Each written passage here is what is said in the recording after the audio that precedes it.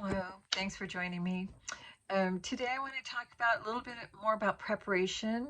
Oh, just to let you know, in case you ever visit my YouTube channel, North Star Ministries, I did finally finish the Book of Judges. So I just finished uploading that. If you want to go to that channel and listen, because you're not, if you're like me, you don't always get a chance to read it. And so I figure, well, I'm a once and done kind of person. If I'm going to read something, I may as well read it aloud and record it and upload it for anybody who doesn't have time to read, right?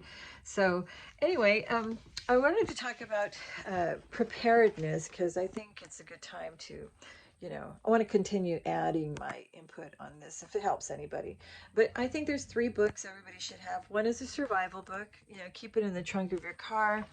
That way you have a list of essential skills for, any times, because in a natural disaster, you could be be out of a house. You might have to take your family, pack it up, and live out in the wilderness for a few days. You just never know what the circumstance can bring. I think anybody who sticks their head in the sand in this day, there's so much going on, both in the 3D and also out there in space. Where there's all these planetary alignments. There's a lot of things going on out there. A lot of near Earth. It could just be anything. Natural disasters, the moon affects the ocean, right? And so all these planetary movements and alignments also affect the planet in a variety of ways. It could trigger some volcanic eruptions, just a variety of things. But anyway, there's three books I recommend everybody have in the trunk of their car. One of them is a book of survival handbook. There's a variety of different ones. This one I got at Costco a few years back. It was like about 12 bucks, and you can get them. They're everywhere. But they have a list of things to look for. But one of the main and most important things I found valuable in this book is the mental preparation in the event that you have to face something. The individual reactions to a disaster, it talks about panic, depression, hyperactivity, anger, guilt, suicide. It covers all that. And so it helps you to work through things that happen in a traumatic experience so that you don't fall apart, because a lot of people have families with young ones, and so you want to be have that, be a leader in that situation and keep the calmness of everybody so they don't freak out and panic, right? So it covers a whole gamut of things: fatigue and hunger and thirst and training and motivation, and how to delegate, like give everybody a little task to do so that they keep their mind busy and everybody works together as a unit in a sort of a sense of structure to help to stave off any of the negative, the freaking out and also keep positivity, keep a level of positivity by the words that you use, speaking positivity, helping them know that these things pass, and things happen for a reason, and that it's temporary. It's a temporary thing. All things pass. Okay, so that was one of the books. Okay, a second one, I don't have it with me, but because it's in the trunk of my car. It's a book by Joel Skousen, and it's about he covers the book about relocating. He really did an exhaustive work in considering all the factors, all the pros and cons of places that would be safe to move to in a bug out situation, in a shit hits the fan type of a situation, So he covers all of that, and it's a good book to have because he really did work out all the altitudes of all the places, the states, the pros and cons of each state and what they face, their environments and things that are going on within those areas, so that it gives you better information on making an informed decision about where you would want to relocate if you had to. So that was the second one. The third one, of course, is the Bible. You want to have a copy of the Bible. I don't know any other book where you could that establishes a sense of calm, a sense of faith, a sense of strength, courage, just having God with you and knowing him better. You want to have your Bible. And we're coming into a time when you don't know um, when you won't have a Bible accessible. It depends. I mean, this kind of thing has happened before where there was tyranny and they got rid of all the violence. I don't want to even say that, but I'm just saying those are the three books I recommend everybody have in the trunk of their car, or at least somewhere in their car. um, so, and another thing I recommend, oh yeah, if you have a Faraday cage, just the makeshift Faraday cage you can keep in the trunk of your car with that's lined with some maybe some styrofoam and other components. There are YouTube channels that shows you how to make a little makeshift Faraday cage out of a little trash can. But you could keep a couple of emergency radios in there. Keep a couple of radios in there. That way, when if the transformers are fried from an EMP or a coronal mass ejection, and fries the transformer, so we don't have any way of communicating with. I mean, all the power is down completely, and I think it's even better to assume that. That way, you're on safe ground. If you just assume that that's going to happen, if all it takes is one of those strong X flares from the sun, right? And there's a lot of that going on. I think we just had one. We've been having more of them. So, not, I'm not a fearmonger. I'm just saying what it is. So it's a good way of protecting some of your communication devices. So that way you have a way of listening to the news, the emergency news, when that happens. And I also keep my ham radio in there because, and I want to take that last test too, but that way I can communicate with other other responders, other communicators out there, other hammers out there, um, in a time when that's down. So I try to keep my stuff protected with an extra antenna as well. But anyway, yeah. And then this is a collage of maps that I put together a few years back when Obama was was president. I freaked out back then. I'm sure he's a nice man. I don't, but no, really, that's when I began canning and dehydrating all my stuff, and I began putting. Oh my God, that's when I got my Joel Skousen book and my survival book and all my water barrels, and I went crazy back then. But anyway, this might be helpful for anybody who might think about relocating too, because I kind of threw it up there because I'm the type of person who likes to make an informed decision. If I'm going somewhere, I want to know everything about those areas. So, like first of all, and some of these little maps, I found them to be interesting, so I kind of just threw them up there just because. Okay, but see the solar, let's see if I can show you this way. See the magnetic sphere, the magnetosphere here, and because we're going through a galactical plane. There's a lot of objects. I mean, Jet Propulsion Labs, with their satellites and their cameras going out there, they're discovering all kinds of new planets that they didn't see before, and new galaxies and new moons surrounding some of those planets. And there's even a supernova that happened, or is going to happen, that's going to be visible from the eye. And they're discovering all kinds of new stuff, asteroids that they're landing on.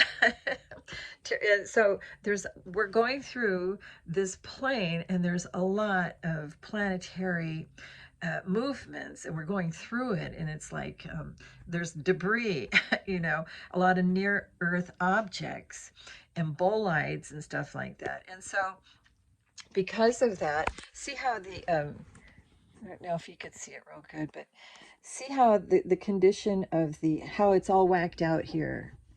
The protective shield, that magnetic shield of the Earth, this is a few years back, in fact, when it wasn't so bad. And so a lot of these solar flares, it kind of penetrated, it got through our protective shield, and it impacted the Earth. So even now more so, because now, fast forward in the time that we're in now, there's even more activity going on, and the protective shield is down even more. It's in worse shape than it's ever been, and that's why they're concerned about those transformers, because all it takes is like a really good strong solar flare or an electromagnetic pulse or kind of a, something happen, a coronal mass ejection or an X flare or something coming from the sun. There's a big bunch of holes in the sun, and some of those can get pretty big. And when it comes and it can charges towards the earth, some of them are earth facing. So, I mean, we have had some that just shied, just barely missed us. But I was reading, was there one that's on its way or coming soon? I don't know. Anyway, long story short, if those transformers go down because of our shield is not able to protect the earth the way it should be, then we're gonna have a problem with having any electricity at all. So I would recommend have a little stove in the trunk of your car. Once again, if you're stranded anywhere and you can't get home, have a means of boiling some water, just for simple, without needing propane, without needing electricity, just a simple little stove that you can set up and have a little pitcher where you can, one of those, uh, like a little urn or something that you can put on the stove and boil water. Keep a little air pot. I always like to have an air pot in the trunk of my car because when I go for my 10,000 step walk, and I like to have a hot coffee or hot tea sometimes right after. So I always have an air pot full of hot boiling water with some tea bags or some coffee. And I also find that that's sometimes you run into a group of homeless people and they don't have anything hot to drink. So it's kind of nice to share what you have with others. But anyway, um, so yeah, but that's one of the things I recommend having in the trunk of your car for sure is like a little stove, and that you can just gather some twigs, have matches also, waterproof matches. Always have a bunch of those on you at all times. But anyway, getting back to this map, let's see. Let's start with, oh, here's the Ring of Fire. Okay, see that Ring of Fire? That's where most of the seismic activity, all the seismologists keep an eye on that because of the plates that surround it. There's a lot of activity in that area all the time. And there's a really good channel, a YouTube channel called Dutch Sense. I don't know if you know of him or have heard of him, but he is he's not a seismologist, but he certainly does. He's on point with all his predictions because he studies all of this. He's got state-of-the-art equipment, real sophisticated equipment that helps him to monitor all of the movement around the globe. And he's really good at knowing that when pressure builds up in one area, that it causes an earthquake in another area. He's pretty accurate as even the size of the earthquake. So I would highly recommend him. He's a really good source. Kudos to Dutch Sins. I haven't watched him for a long time, but it's really good information. And then over here, this is a map of the United States and Canada. And this is a picture of a 500-mile radius around, if there was an event that triggered some of those super volcanoes that are underneath. There's a lot of activity there even in our day. There's a lot of geysers, but there's a whole lot of shit coming out of the ground there. And so there's been a lot of areas that are blocked off or whatever, and so they know. They might not tell us, but they know. But that's an area. If there should be a huge super volcanic event, it could affect a 500-mile radius, as far as the fallout, the ash, as far as the ash goes. So I would recommend, if you live in any of those areas, have those masks, have some really good masks and breathing apparatus in the trunk of your car as well, because you don't want to be caught without a breathing apparatus, something that can keep the air purified in the event you had to hightail it out of those areas. It might take several hours to get to safe place, but I would highly recommend getting yourself a couple of those masks with breathing apparatuses so that you can, for you and your children, if you have family members, and that's a real good thing. I always try to keep a mask in the trunk of my car as well. And then we have over here, this is a picture. Let's see if I can do this better here. Sorry, I'm moving around all over. This is a picture of the U.S. Navy map. in the time of like a great deluge, what they anticipate happening. I think they anticipate this happening because of the some any of these near Earth objects that would impact the Earth and how it would impact, our geography. And so that's one thing. They say that this is a pretty certain thing. And there's another map here that's pretty much outlining the same kind of situation. Well, we're in the end times, so there's going to be a lot of earthquakes and so forth, and it's going to change the landmass. It's going to change. There's going to be upheavals and land masses and some sinkages, and I mean California might not be around that long. There's a lot of plate activity and slippage and all of that. But so these two maps kind of outline the same event. This one also outlines the same event. I don't know if you could see that. It's just that it doesn't look as bad on this one, but it pretty much is the same event. And of course, that's the San Andreas Fault. Everybody's familiar with that one. And yeah, we are on a big fault line. And then here's a picture of the subduct the plates, and the arrows point to how the plates are moving.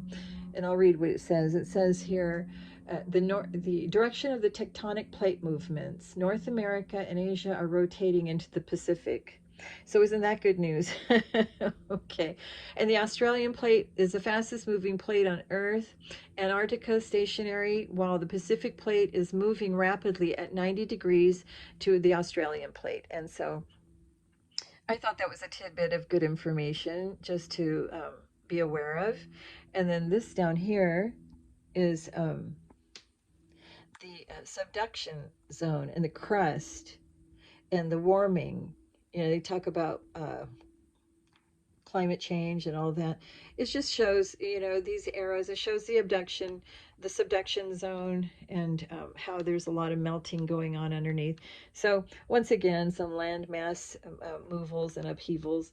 And over here, it talks about, this is a map with the picture of the regions, how after they anticipate this event, how it's going to change the United States and the regions. They've already kind of numbered them, regions number 1 and number 2 and number 3 and number 4. I think there's even more regions. There's probably like 10 or 12 regions by now that they have it split up. This is kind of an interesting map here because I saw this and I thought, oh, was this a plan that they had planned? Because it says here, the Arabian Ocean forever. That's what they're calling this over here on this side here. Let's see. I don't know if you can see that very good. Yeah. And it's Al everything. So it's Al renamed. I thought, okay. And it's a map of the USA. And it says, based on Navy's Facebook, according to Arab partners in all, oh gosh, what does that say? In all fleet areas. It was really small. I couldn't see it. In all fleet areas. So go figure. Like, what the heck? And it's got here Al Kuwait and Al Iraq. Al Kuwait, Al Iraq. And then over here, that was kind of interesting. It says the United Arab Emirates, California, United Arab Emirates. I just thought that was kind of interesting. I put it on here just for show. But anyway, down here in a picture of all the FEMA maps. You can go on and Google some of these yourselves. And this is a few years back when Obama was president. I'm just saying that's where my mind was, oh my gosh, we're going to, it's the end of the earth and all the end of the world as we know it. So anyway, I don't know. I thought that might be helpful. Nobody ever pays attention to any of this stuff. I do, though. I'm kind of like weird that way. But so I just wanted to share that. I don't think there's anything else. Oh, and if you happen to go to my YouTube channel, North Star Ministries, I did upload, I did read the Declaration of Independence and the Constitution of the United States, and also the amendments. So I uploaded that earlier. So you find that on there. I mean, it might be a day late and $1 short for that kind of thing. But anyway, so hope that was helpful, everybody. Come make it a great day. Can't think of anything else, so I think that's about it. All right, peace out, everyone. Bye.